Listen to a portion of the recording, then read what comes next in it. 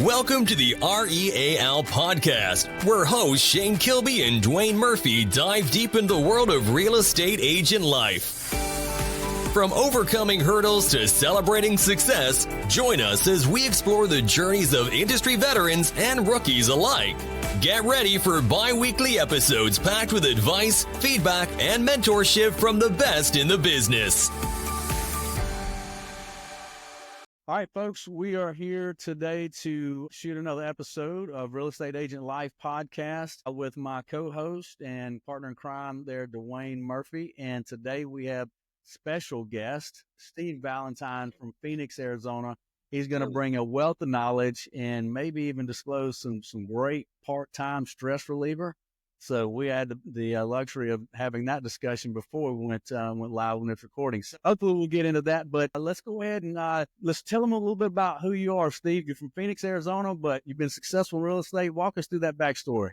Oh, let me see if I can shorten the backstory. So it's 26 years I've had a license to this point. And most recent successes is just we're building a new real estate community called The Garage. Real excited about it. I'll get into a little more on that in a little while. And my wife and I have successfully flipped 1,000 homes and acquired 1,000 homes in the last decade. And we've kept about 120 properties as far as flips and rentals right now. We still do that. Part of the reputation is just problem solving. Those 1,000 homes that we bought are problems that we solved for people in one way, shape, or form. And we learned a lot of that through my dad's passing. My dad worked with a lot of investors back in the foreclosure days. And I saw what he was doing. And my biggest eye-opening thing in my career was when my dad died at 63, selling more than 1,000 homes to investors and owning zero for himself at the end of the day was just very eye-opening that, our industry, the real estate license, the opportunity is missed for most agents because it's a buy-sell transactional business and nobody seems to open the doors for the opportunities that it actually provides. My dad just happened to pass, and rather than leave me a lot of money, he left me a lot of knowledge and a lot of legacy, and I just flipped the script for a family and broke the chain. That's awesome. That's awesome. When you bring solutions to a real estate deal, take us down that path a little bit. For some listeners, we got listeners that may be seasoned veterans. We may have listeners that are considering getting in real estate. We may just have buyers and sellers listening, right? So I know exactly what you're talking about and how many different directions that can go. So share a little bit of insight with us on that. Well, let's take one a little further, is that a lot of people in the industry hear the word deal, and nobody really knows what the terminology of a deal is. And the deal actually comes in the form of creative strategies in multiple ways to cut up a property and see something from 30,000 feet rather than the front door. And 90% of our industry goes to the front door, and the only solution that their value is that they've taken the time to learn is how to represent a buyer or seller, which is either put that house on the market or get a buyer into a house. And that's the baseline of the knowledge. The reality is they don't realize that they're missing so many other opportunities to help people. And my goal when I started investing was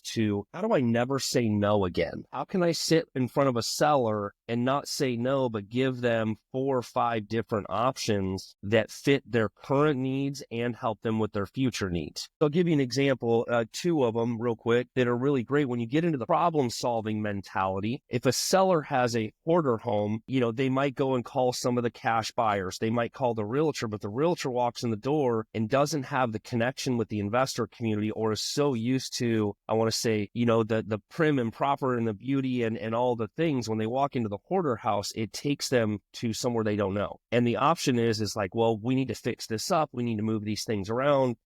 But they haven't really asked the questions as to why, how, when, and figuring out, do they have any money to solve this? Because what happens when people get in that situation, they're already embarrassed, they're shamed, they may not have the money. And so it's getting to empathize with them and then show strategies that are options. So here's a great one. Recently, another agent, which happens a lot, referred me to a client. We met the seller. They had a massive IRS tax lien. They had been renting the house for years. It was in bad shape. They didn't have the money to fix it. Now, keep in mind, they're 15 years in ownership ownership as a rental, so they're going to have some long-term capital gains tax problems. Plus, they owe back taxes, like 17 years of back taxes that are liened against this property. Before we opened escrow, we had a lien report pulled. There was $280,000 worth of tax liens. So these people were going to break even, essentially. Well, once we got escrow opened, a bunch of those tax liens fell off and they only owed $15,000 IRS. So surprise, they have $225,000. Here's the kicker. When they get that $225,000, they're going to have a massive tax liability from the capital gains over the years. Well,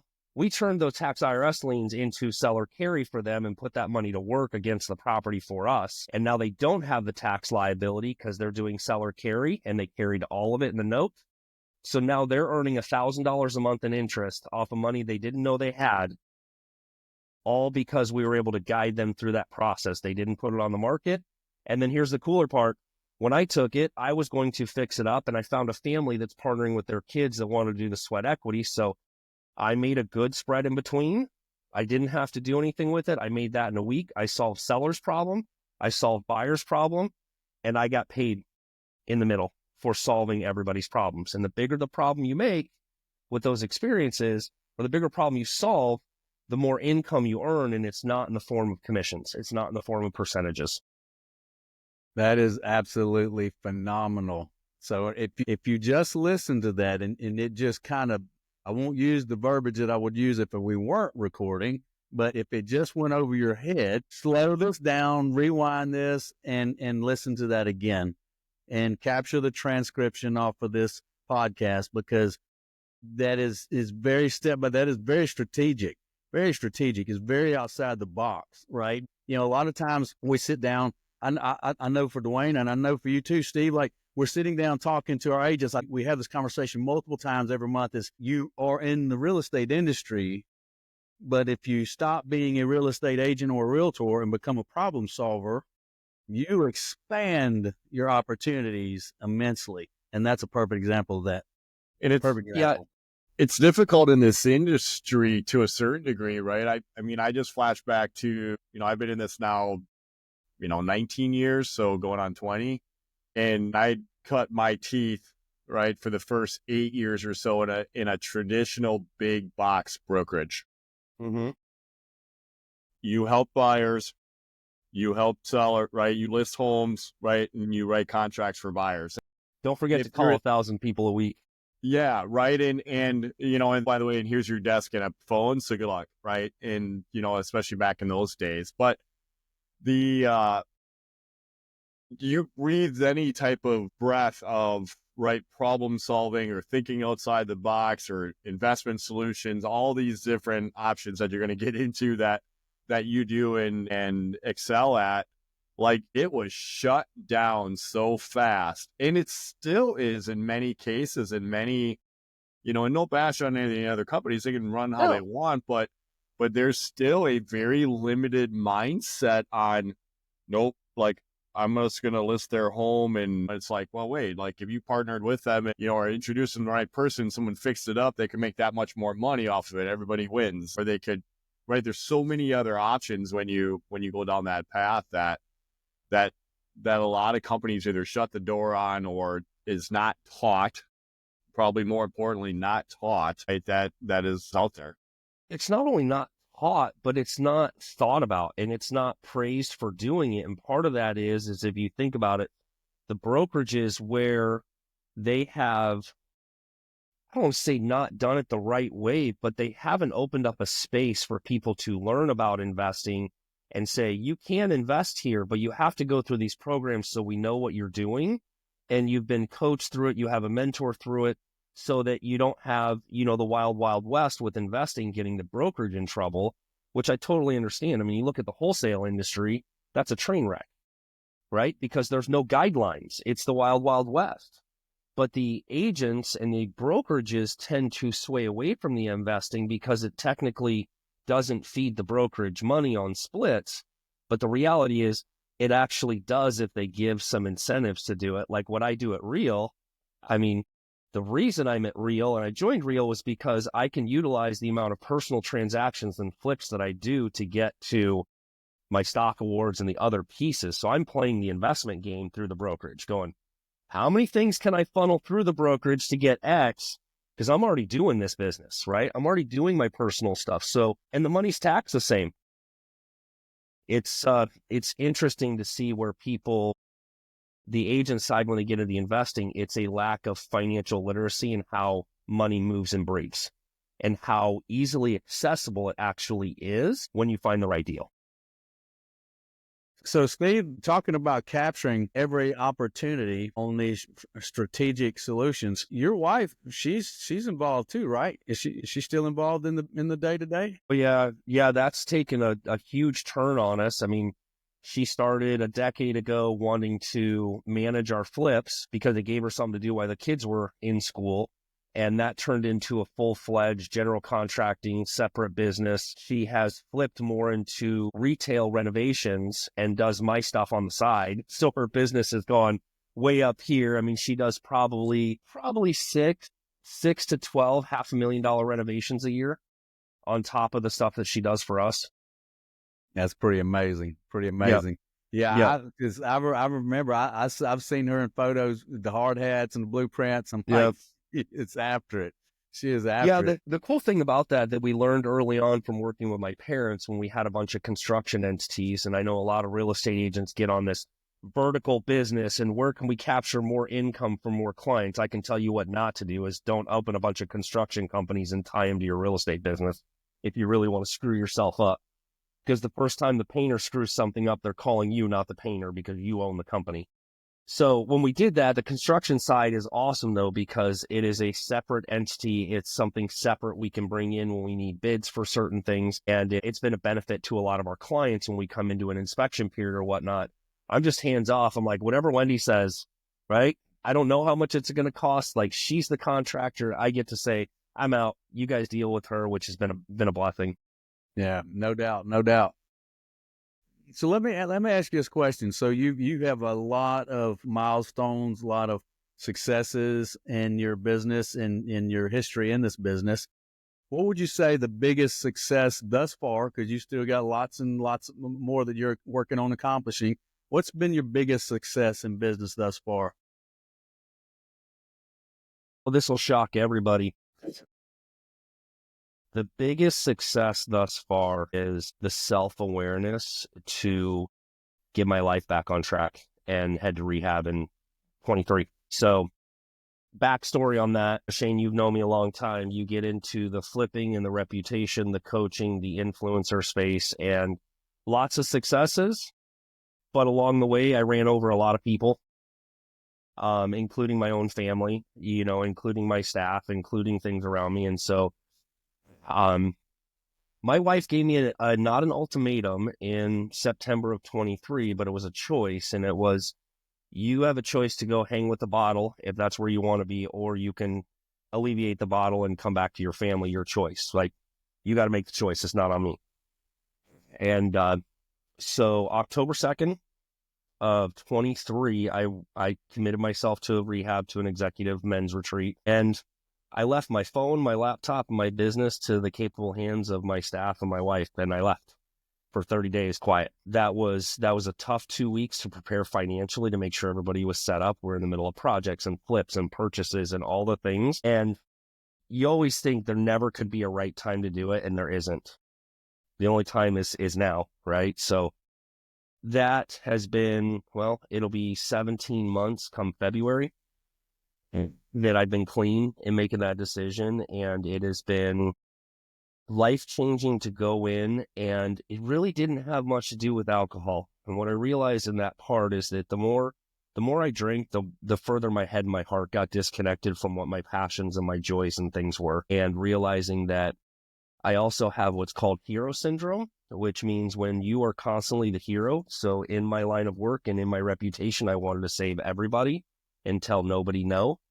And in the meantime, a bottle of tequila was really good when I got home every night to quiet the brain, right? Which wasn't going well. I was extremely functional and all the things, and I didn't burn anything down.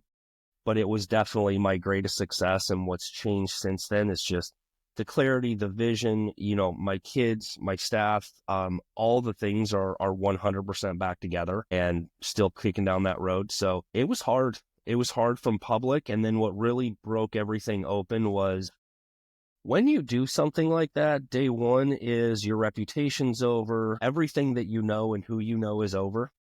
In April, we did an event called Grit, and I spoke with 4 gentlemen, and that was my release to the general public. So in front of my, 200 colleagues, I let go that I'd just been to rehab, and this is what I fought for, and this is what I fought through. And, I cried a lot. It was very emotional, but it was out.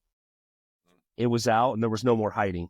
And then I just became a little bit more vulnerable with it, not from the standpoint of, we always see it when some people come out of something like that, and it's like everybody else, life has to change because they did. Right. Like, you need to stop drinking. And it was actually just a new lease on life when I came out and just started to share a little bit about my struggles and where people are at and how I got back on track and what it was doing for me. What's been really cool is realizing that I started to do that because there was nobody for me to talk to when I was going through it. Judgment, fear. Do you go to your competition in this business and go, I'm really struggling with this? Like, who was I supposed to talk to? Mm-hmm. And so by me doing it, and you guys know being in this industry, there's a lot of functional alcoholics and all the things, and alcohol is at everything we go to. And I'm still okay with it. It's your story, right? You do it, you do you. But what's been awesome is the amount of agents that have reached out and I've been able to talk off a ledge. Some get to rehab. By being the vulnerable source, it's allowed me to impact other agents that have gone through what I was experiencing where I didn't have anybody to talk to that knew what it was like to particularly be in this business, the stresses, the different things, and being able to talk them through that has been probably one of the greatest successes. Yeah. The showing of vulnerability, not necessarily weakness, but just, right, pulling that curtain back. Because, right, as leaders, we're always, right, we have this mirage, right, in this image of... pedestal, everything's perfect. Right, everything's perfect. And we can handle anything, and we can run through walls, and we can do all these things, right, and nothing, everything bounces off of us, right, and to reveal all that and to show that everything's not perfect and that we all have struggles in different ways makes you stronger, even than what you were when you don't show that. Yep. Right. It's like, yep.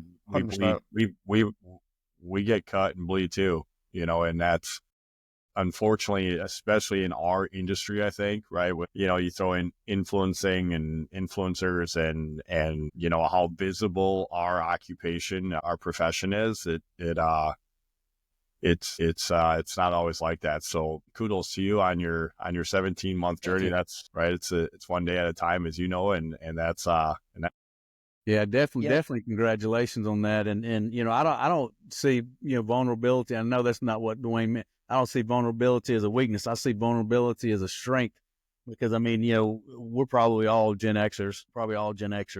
So that's a different age. We were raised different. Times were much less fragile, much less triggers. That was not a word. Maybe the triggers were there, but it wasn't anything that was spoken about. The trigger was the beatings I took when I didn't do what I was supposed to do. Absolutely. Yeah, but no doubt. But it also it also gives us the strength to try to attempt to carry the load today. Not only were it looked upon to carry that load for our companies, our organizations, our families, it's a badge of honor for us to do so.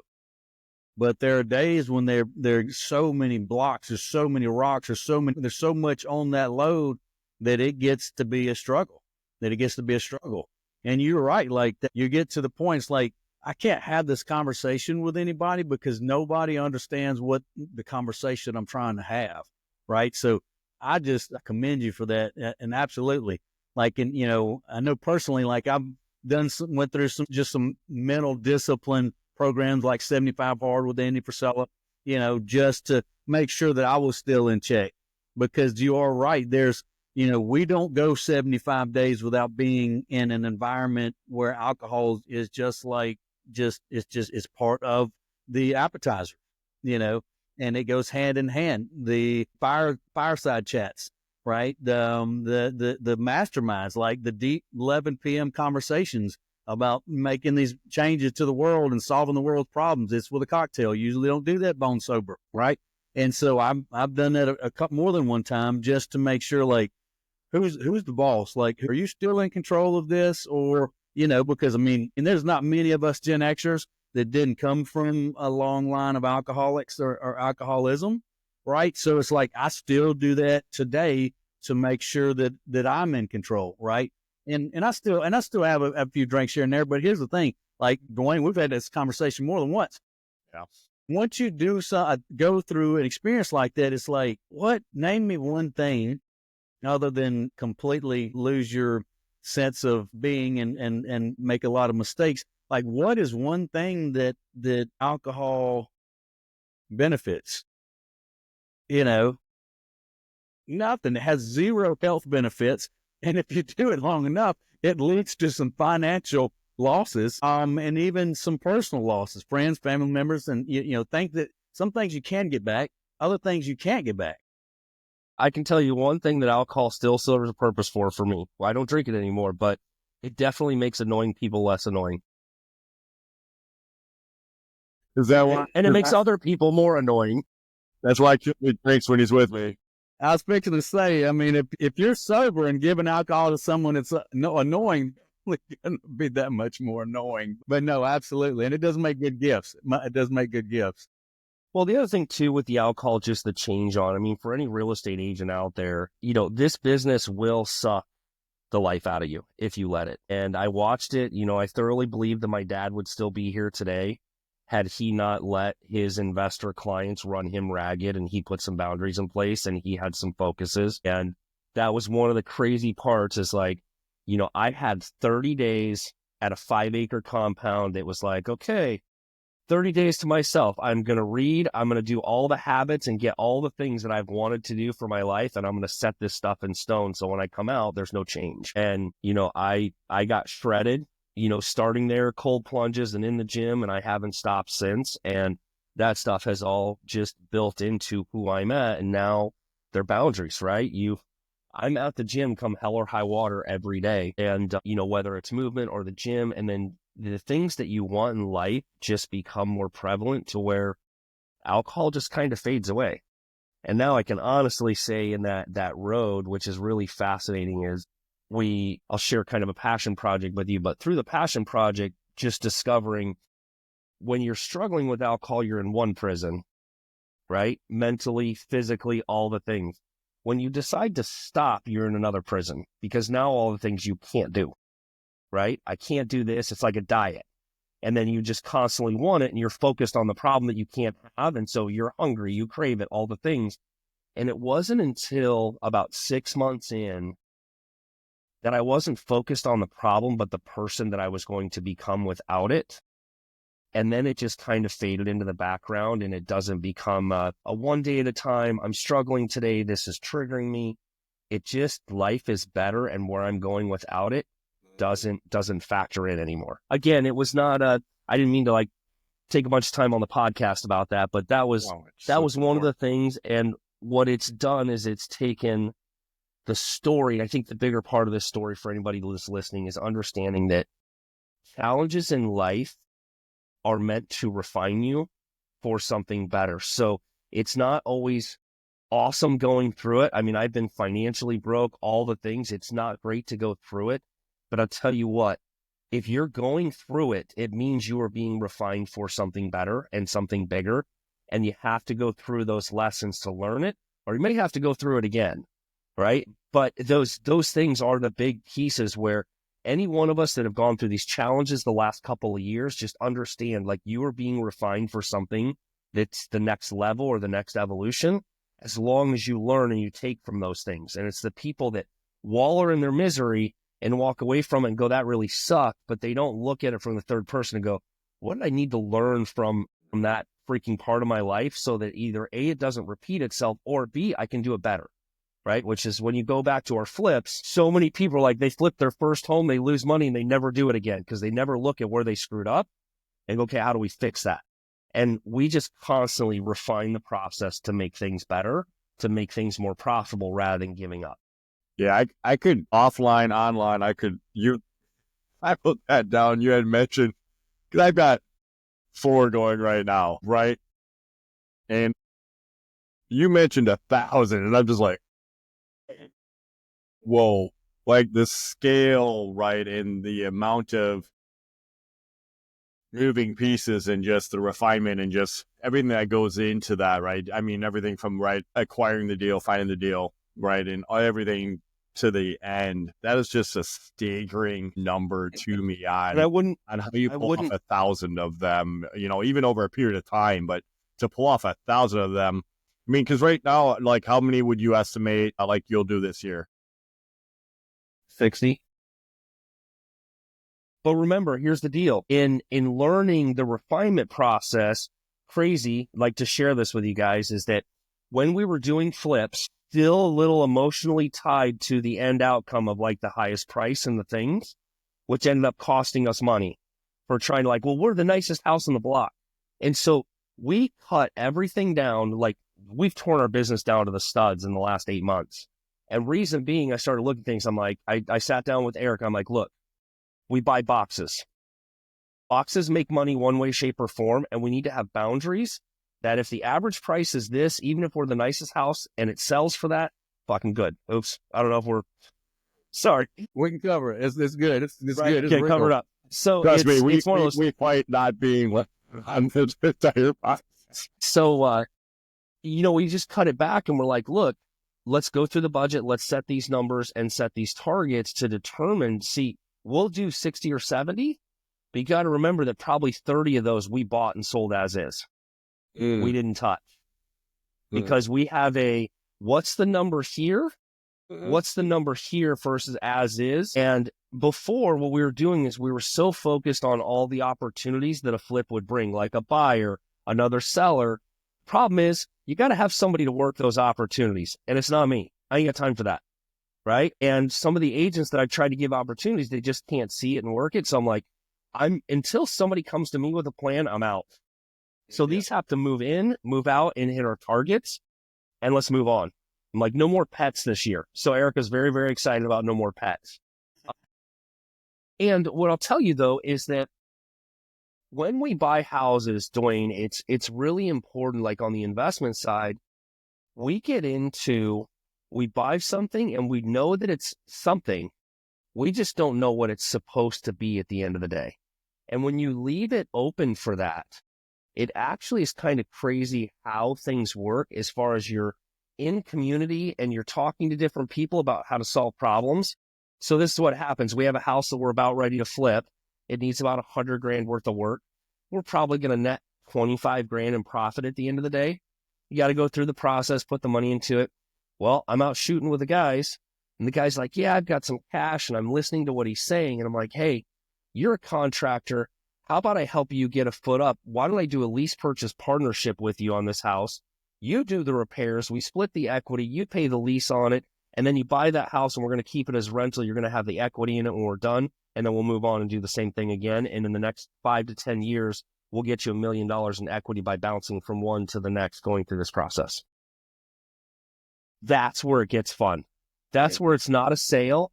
It's not a nervousness. It's like, dude, check out, like, this is what we can do. And you get all excited. You know why? Because the guy's wife brought me the certified check yesterday. She's like, the house is way bigger than we thought. We got the flooring done on it. And you see the opportunity in their eyes light up. And you're like, this is better than closing on a house. Because it was something they didn't know was possible. Bigger picture. Wow. Bigger picture. That's awesome. Thanks for sharing that. Yeah, absolutely. That's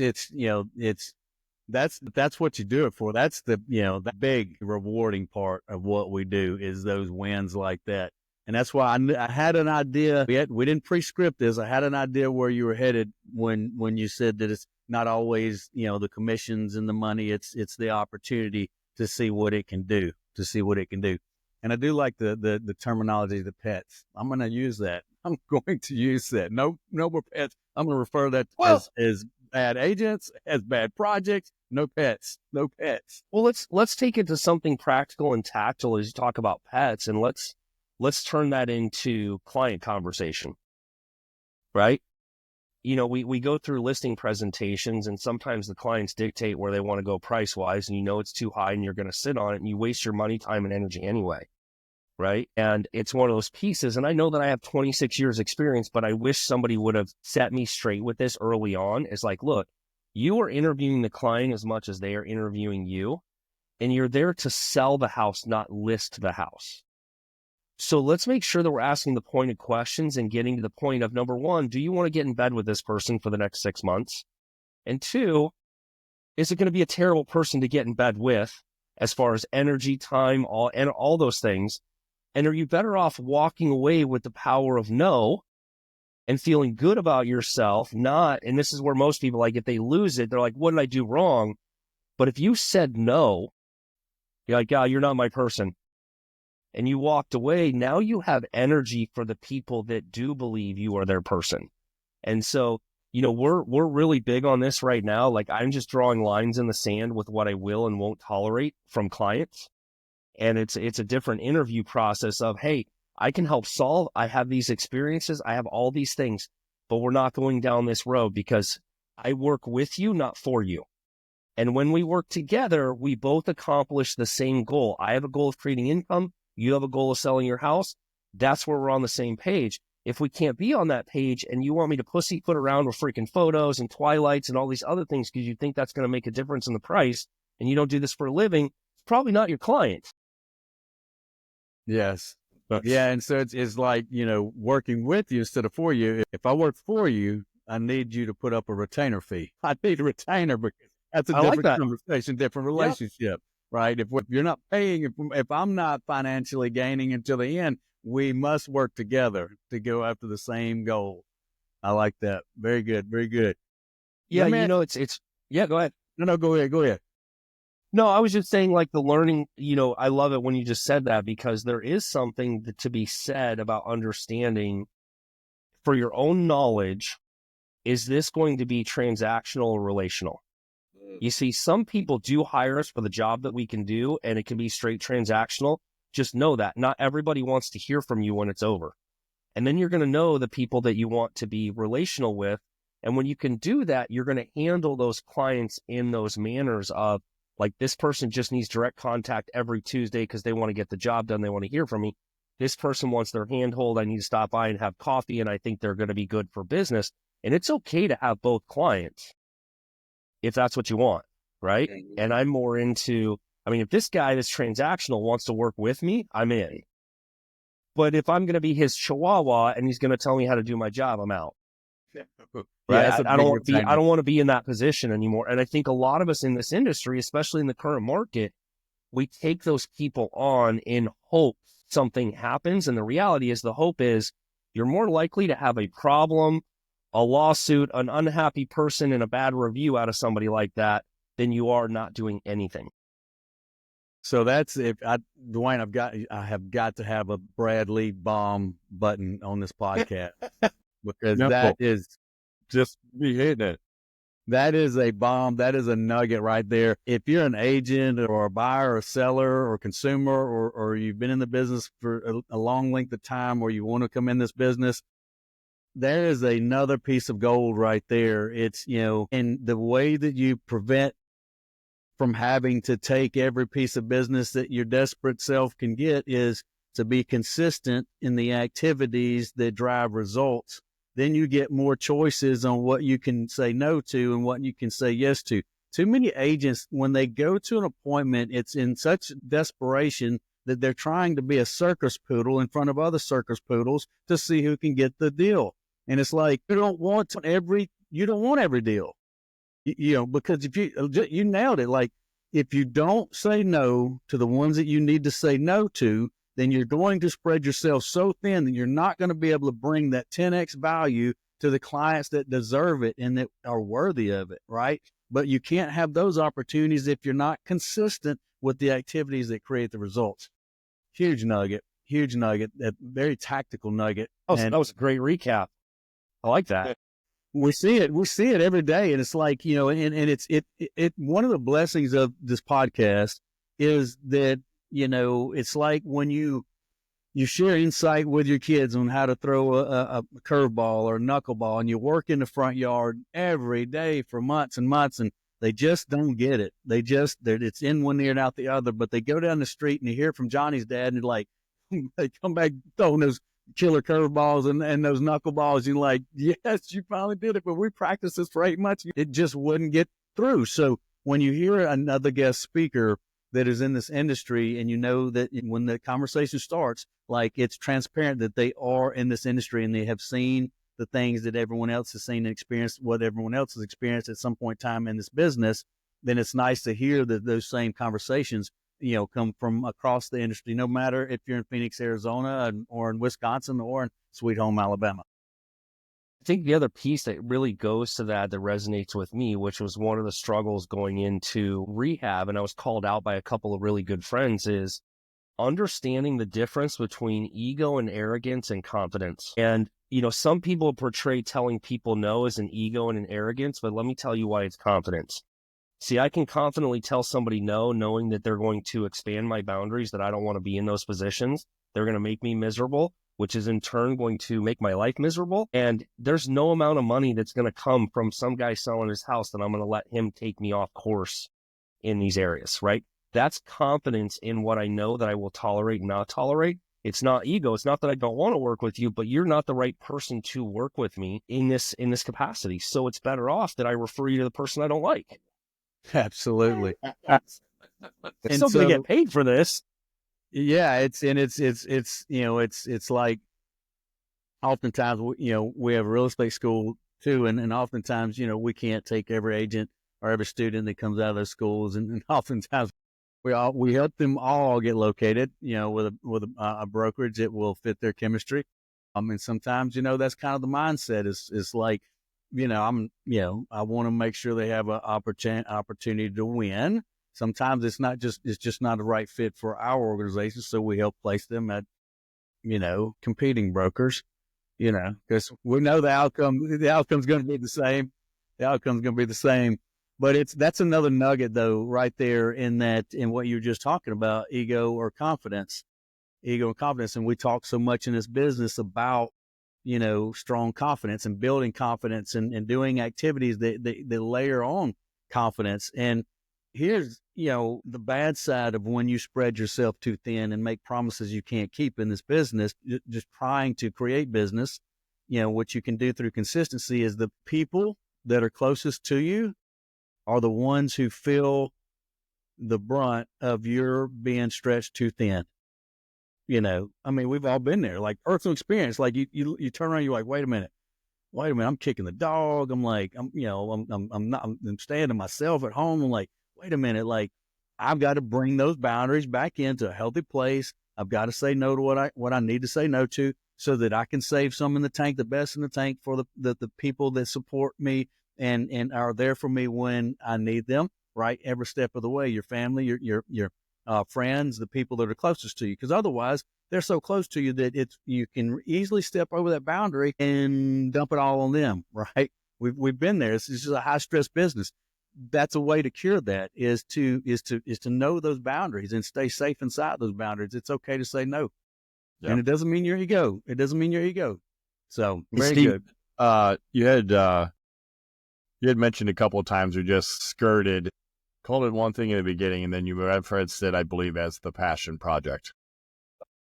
Yeah. So we, the passion project came out of, Shane, I was talking to you offline about, are you enjoying the podcast and things? And I've done the real estate podcast like 3 different times, 3 different headliners, and I just kind of got tired of talking about real estate, right? There was only so much. And I was with my media manager, Garrett, who's also my brother-in-law. And it's interesting how you start to contradict yourself and you start to grow through that contradiction of where do I want to go and what does this feel like? And feeling like my identity up to rehab has always been like real estate investor, this guy. And now I'm like, I want to be known for this person, and this is who I am, and this is my identity, and this is what I do over here. And so we started a podcast or a show on YouTube called The Real Rehab Experience. And it's actually been a lot of fun because everybody, including both of you guys, has rehabbed something in their life, whether an injury, a family, they've torn something down, whatever that looks like. It doesn't have to be physical rehab. So these are like practical, tactical interviews of people that have gone through the shit, pulled themselves out of it through whatever form or fashion that they did, and bringing it to light. So I've really enjoyed that part of it. And my brother-in-law, he comes from many years of being a youth pastor, so he's very wise and he's very inquisitive, and he's not in the industry. So having his conversation in that has been a lot of fun. It's helping a lot of people. So it's a good podcast. Really enjoyed it. Awesome. One more time, just for everyone listening, so they can definitely find it, subscribe. It's it's on IG, the Real Rehab Experience, and then same thing on YouTube. And you can find all the different episodes. I think there's 4 episodes out, including my journey is the first episode from the day I entered to where I'm at now and what's been impacted. Very cool. We will make sure to include that in the transcript and awesome in the show notes and stuff too, because we'll definitely capture that as well. Let me ask you this. So we've talked about a lot in with real estate, real life, like ups and downs, successes and failures. What would you say your greatest influence in life and business has been up until this point? What's influenced me the most? Yeah. What's been your greatest personal influence? I mean, by far my faith, my relationship with Christ has by far been that. The other thing, I'm going to answer this a little differently. I believe my successes have come through surrounding myself with the right people in those times of my life. Being in this business for 26 years, I have watched the industry and what it does, and when people, hang their head, hide their head, all those other pieces, they're afraid to be in community with people. They're afraid to say, I'm sucking and I'm working on this, and they're afraid to have that collaboration piece, right? And when I got into the industry, everything was about keep everything to yourself, don't share anything, right? Like it's some sort of industry secret. And throughout my years, I go back to pre-COVID, let's go back to the foreclosure days, 2008, when we were all a bunch of broke real estate agents trying to figure out what the hell to do next. And there was 12 of us that would have coffee every Thursday morning. What's going on here? What are you doing here? What are you doing? And that helped us move through. It helped us do some deals together, and it helped us just have community. We weren't responsible for each other, but we showed up for each other, right? And there were some great friendships and partnerships that were created because you start to get to know people. You see, you really don't get to know somebody on a cross transaction. You really get to know somebody when you see them week after week. And one of those coffee, I can say that every time I've had a group like this, some sort of business venture or something that has catapulted me forward has come out of it. So, with that, Dave Carrick was a good friend of mine, and we ended up partnering in the R.E.A.L days. We bought a Realty Executives franchise. We were doing R.E.A.Ls, and we sold like 5,000 R.E.A.L homes together during that time. But it came from those mornings in coffee. He was also the guy that loaned me the 10 grand that I needed to get that R.E.A.L account, and it came from that coffee. And so even nowadays, when I came out of rehab, I have a monthly lunch with these 4 guys that are independent brokers. I'm the only agent that's still like in massive production. These guys own independent brokerages. But when I sat down with them in January last year, I said, look, guys, I want to have lunch and this is fun, but I've got no time for bullshit. Like, here's all the things I fucked up in life. Like, this is where I'm at. I need to be real, honest, raw. Like, if I'm having a bad day, and you guys need to be able to do the same, because I can't pussyfoot around like, look at us all being successful and all the things while everything's falling apart in the background. So Absolutely. we still have dinner or lunch once a month, and we're still the first calls when one of us is in trouble or needs help with something, because that's what you need in community, is you need that lifeline. And I don't even remember how we got on this topic. Yeah. Influence. Yeah. Influence. Absolutely. It's people, right? Yeah, it's people and connection.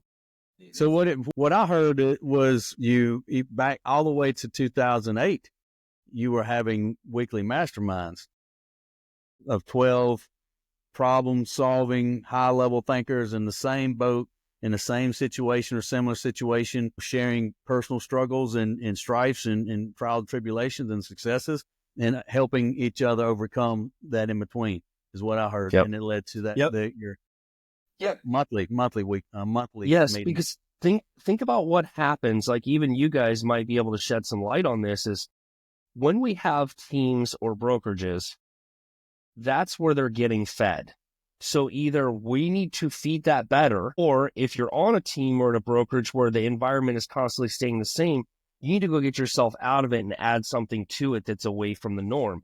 And the reason I can say that is that I got fed internally, not just from my team, but I was partnered with my parents, right? So there's nothing like your boss and your dad being the same person. And that's where it all came from. And I didn't have outside relationships because my dad didn't believe in it. But when I started to get a taste of it, I'm like, oh, this is fun because I can have a conversation with somebody that knows what I'm talking about, right? I go to my buddy who's turning wrenches. He doesn't know what an escrow is. Right. He doesn't know what you're going through. And so having those communities and those people is really important. And I think it's also just as important to get yourself in community outside the business. So I did a lot of masterminds. I was fortunate to be friends with Chris Harder and Lewis Howes and that influencer space, where I got out of the real estate business and got around other high earning influencers and business owners, which also helped me see things a little bit differently and bring some of that back into the real estate space and the business. Nice. Yeah, that's, we have a small mastermind group, and that's what we do. We meet, we're all in different locations, but we meet via Zoom twice a month, and then we meet, we pick a destination every 6 months, and we get a big, massive house, and it accommodates everybody and spouses. And we stay there for usually 3 days, and 2 days is just 8, 10, 12 hours of deep diving, obstacles, hurdles in our businesses. And we share different perspectives, point of views, and strategies to overcome those bottlenecks and obstructions in our business. So you really get to know someone when you're, staying under the same roof and breaking bread with them and sharing stories and hurdles. And it's that connection just brings it into a whole nother level than just that mirage on camera or through a screen of everything's perfect, I'm kicking butt. And you get to kind of get behind that curtain a little bit and actually get to know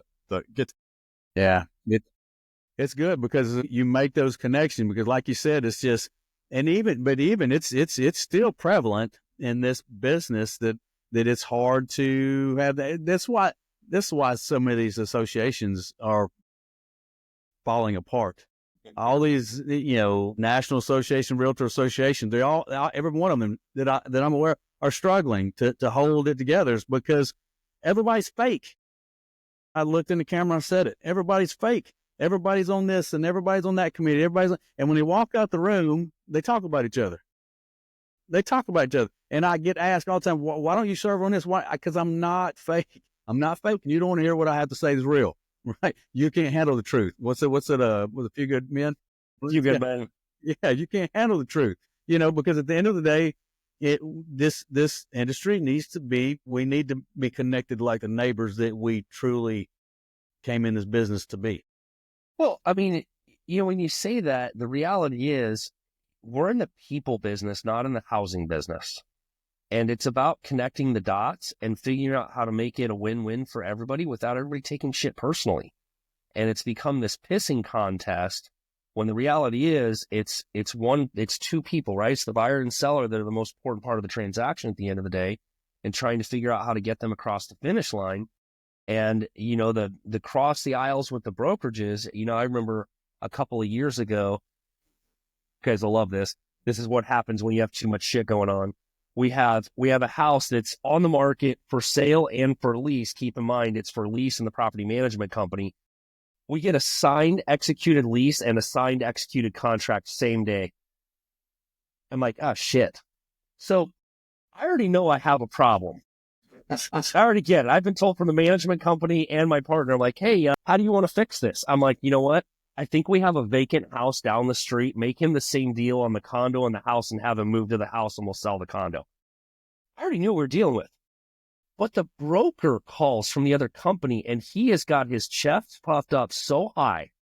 And he's like fighting on the other side of the phone, and I'm laughing and I'm like, dude, I get it, but your job as the broker is to call and go, hey, I understand we have an issue. Is there any way I can help you solve the problem? I want to make sure that everybody, not this You effed up. You owe my client. You need to do. Dude, I dare you to come down and knock on my desk, you schmuck. Like, talk is cheap on the other end of that phone. Yeah. I've had the Keyboard warriors. Yeah. same conversation, when I'm teaching, coaching my agents from the standpoint of it's like, okay, yep, it's you and you got the other agent on the other side. But I said, you literally have to look at, okay, does your seller want to sell or does your buyer want to buy? Does my seller want to sell or does my buyer want to buy? If the answer to that is yes and yes, as agents, as professionals, regardless of brokerage and brand affiliation, it is your job to figure it out and not to be the ones that stand in the way of getting it done because of personal pride or ego, or I gotta win. Right. I'm gonna make sure I win because that's who I am, and I go to battle for everything. And it's like, no, your job is to work with that other agent in the best interest of your client. The best interest of your client is to buy or sell. The best interest in my client is to buy or sell. Okay, as agents and as professionals, it is your job then to work together to figure it out. It's not a you versus him or you versus her. It's a how do we figure that? How do we get from here to there?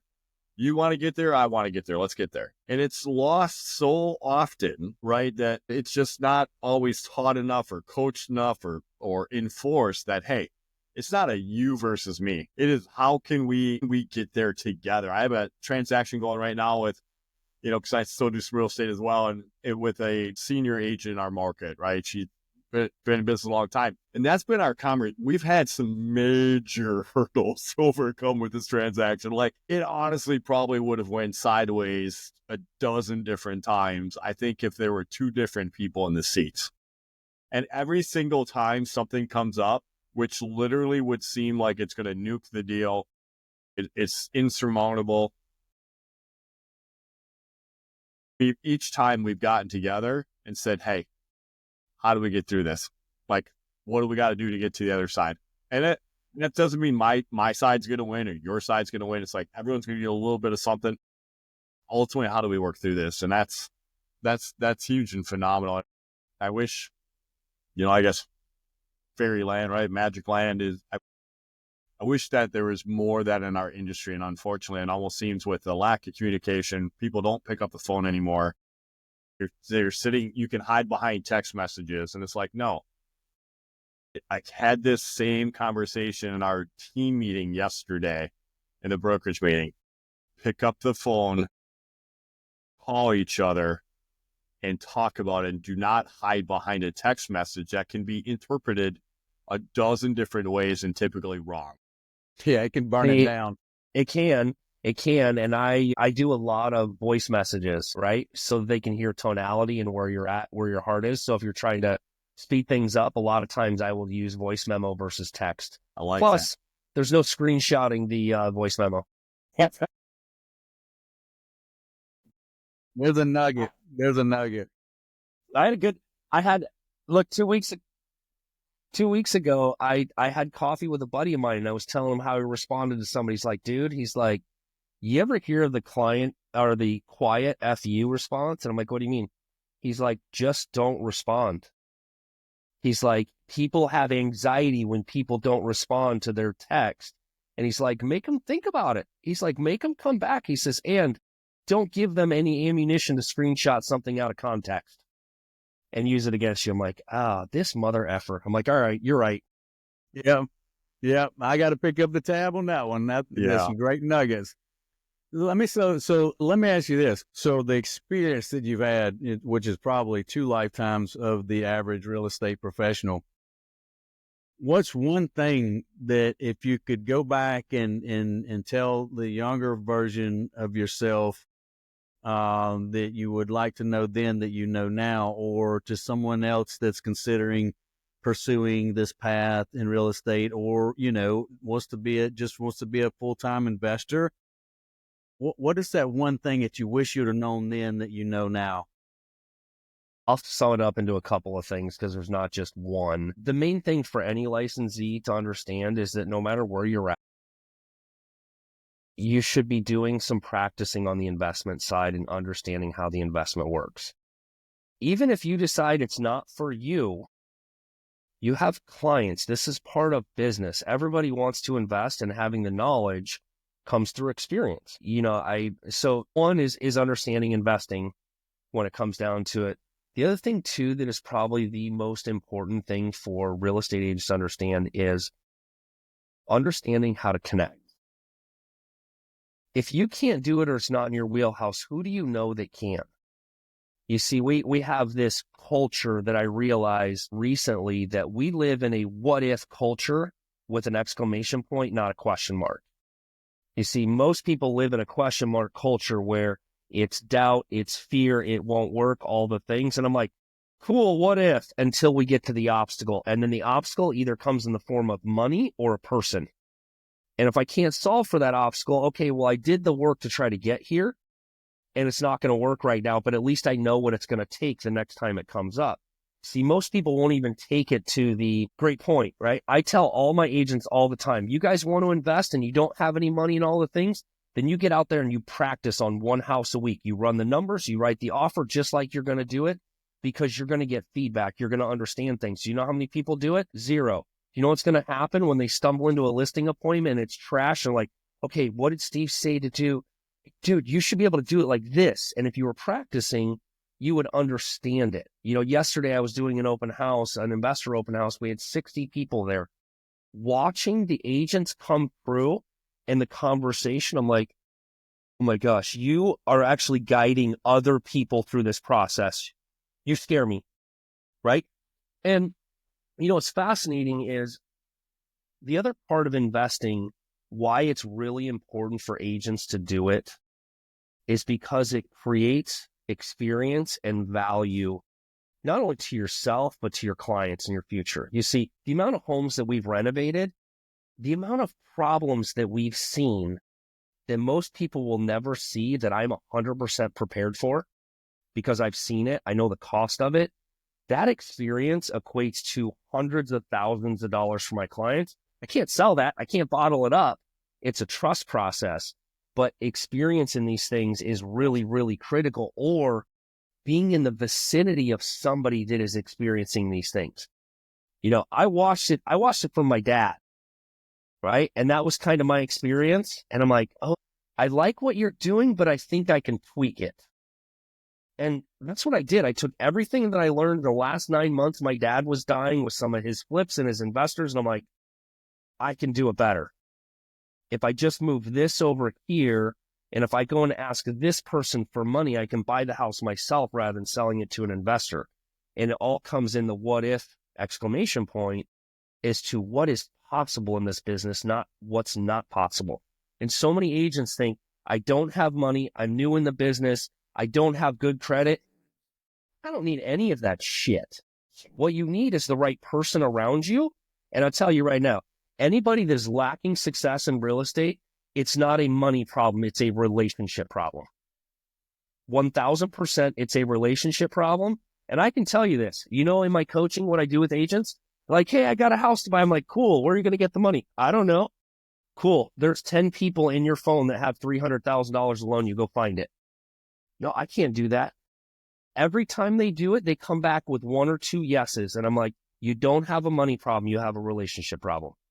Now figure it out, right? What's the saying? Go find the deals and the money will find its way to the deals. I've always heard that same, that almost the same variation, right? Money finds money.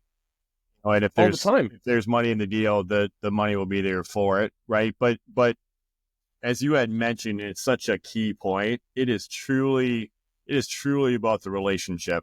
Like, right, with some of my investors and some of the stuff that I'm doing, right? And I'll go to them and be like, okay, here's what I'm thinking, here's what I'm doing, or I want to scale this, right? I want to go from 4, I want to have 10 at a time. Right?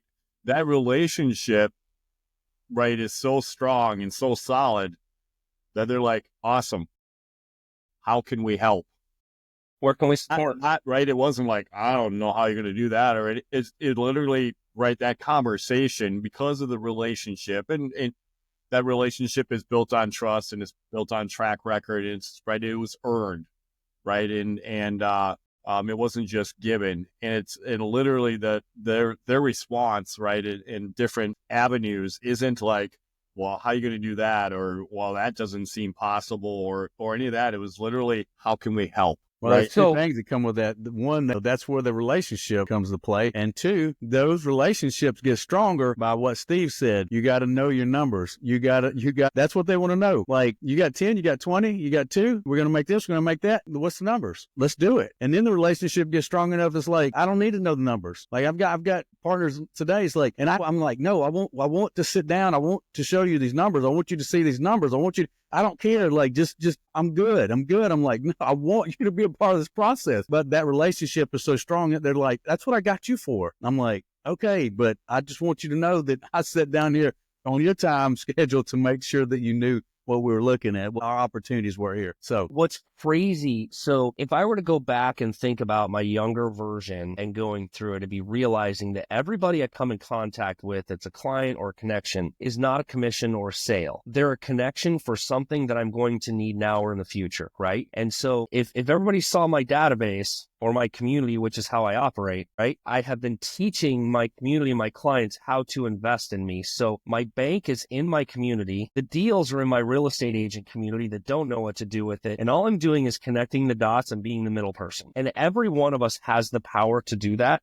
All the money that you need is in the relationships you currently have. You just don't know how to ask. And by the way, you're not asking somebody for a $1,000 loan to get you through to Friday. You're presenting a business opportunity to someone that creates a win-win. You see, most of my clients are retired old people. And when you give them an 8% return, which is double than a money market, and they know that it's helping my family succeed and that we're keeping 50 families employed and that their investment has heart and it has a return and it's guaranteed, they're all in. They don't have any issues with what we do. that's ducks on the pond. That's the grand slam. Yep. It's all the bases covered. All the bases covered.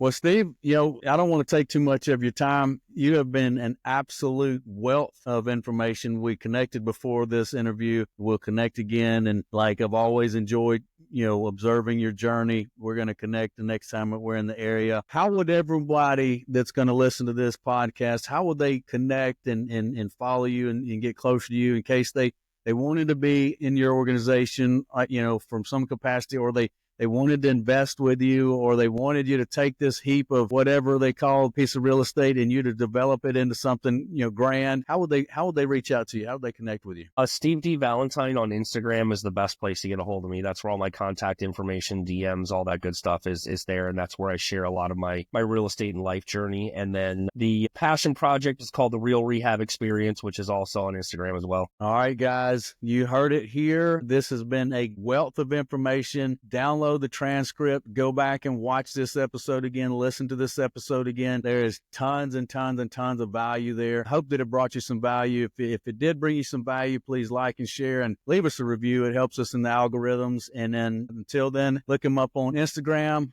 on either of those shows, and YouTube. And he's on YouTube as well. And we will bring you guys some more good value here in the near future. Take care. Thanks, guys. Peace. Thanks for joining us on this episode of the R.E.A.L Podcast. Don't forget to connect with us on YouTube, Facebook, Instagram, and TikTok for more exclusive content. Keep striving for success, and we'll see you in the next episode.